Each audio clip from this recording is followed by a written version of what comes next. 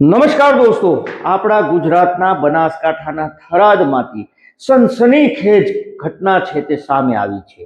એક પતિ છે જે ખેતી કામ કરતો હતો, પરંતુ તેની પત્ની, તેની સાળી, તેણે જ તેને રાત્રિના ભોજનની અંદર મતલબ કે જમવામાં ઊંઘની ગોળીઓ આપી હતી અને ઊંઘની ગોળીઓ આપ્યા બાદ ત્યાં જે ખેલ ખેલાય છે અને તેનો જે ખુલાસો થાય છે તે સૌ કોઈને હચમચાવી દે તેવી ઘટના પ્રકાશમાં આવી છે।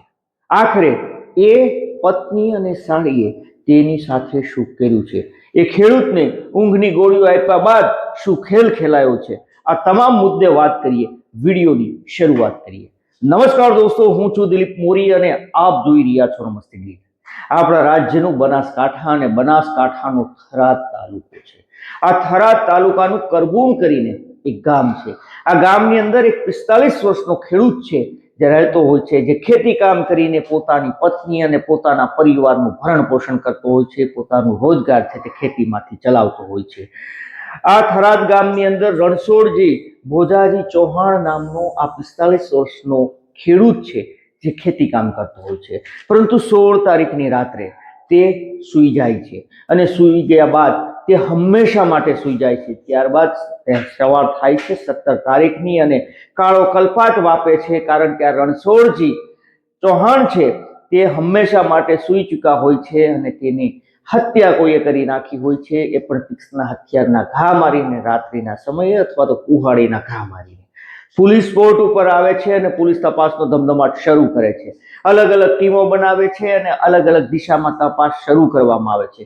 ગણતરીના કલાકોમાં પોલીસ આ હત્યાકાંડ ઉપરથી પડદો ઉચકે છે અને જે નામ સામે આવે છે અને જે ખુલાસા થાય છે એ હચમચાવનારા હોય છે। તો આવો જાણીએ કે કોણ એ આરોપી છે અને કોણે આ જે વ્યક્તિ છે રણછોડજી ભોજાજી ચૌહાણ તેની હત્યા કરી અને શું કારણે હત્યા કરી તેની વાત જ્યારે બહાર આવે છે ત્યારે સૌ કોઈ ચોંકી જાય છે।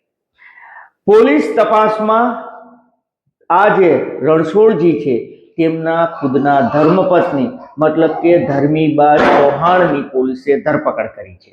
એટલું જ નહીં, તેમની સાળી છે આનંદબા ચૌહાણ, તેની પણ ધરપકડ કરવામાં આવી છે અને એવું કહેવાય છે કે આ રણછોડજી જે મૃતક છે તેના સાળી છે અને આ આનંદબા છે તેના બહેન છે તેવું માનવામાં આવે છે।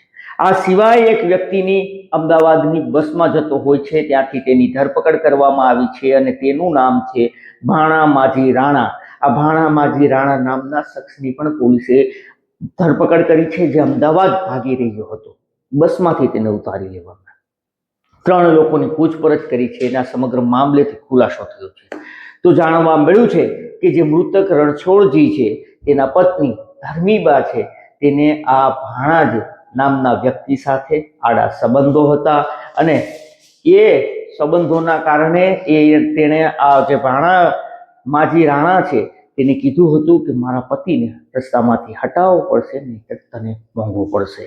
એને ભનક લાગી ગઈ છે આડા સંબંધોની, કંઈક આ મેટર હતી અને તેના કારણે આ લોકો છે તે પ્લાન બનાવે છે અને પ્લાન મુજબ 16 માર્ચની રાત્રે જ્યારે રણછોડજી છે તે રાત્રે ભોજન લે છે, જમવાનું લે છે, તેના હોટલાની અંદર તેની જ પત્ની મતલબ કે ધર્મીબા છે તે ઊંઘની ગોળીઓ નાખી દે છે અને ઊંઘની ગોળીઓ નાખ્યા બાદ તે સૂઈ જાય છે અને ત્યારબાદ તે ઉઠતા નથી, પરંતુ આ લોકો છે તેને તીક્ષ્ણ હથિયારો અથવા તો કુહાડીના ઘા મારીને મોતને ઘાટ ઉતારે છે।